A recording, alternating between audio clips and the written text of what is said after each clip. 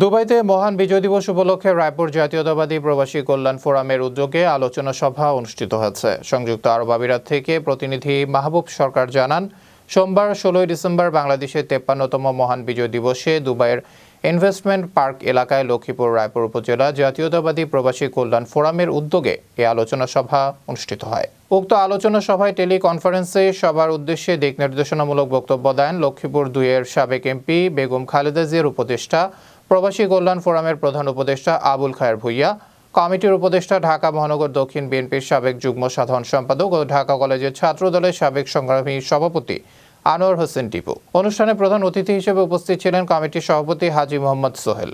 অন্যান্য অতিথির মধ্যে উপস্থিত ছিলেন সহসভাপতি কাউসার দেওয়ান, সহসভাপতি নাইমুল নাইম, সহসভাপতি শাহ শওকত, যুগ্ম সম্পাদক রাজু আহমেদ, তারেক আজিজ এবং ফাহিম সহ আরও অনেকে।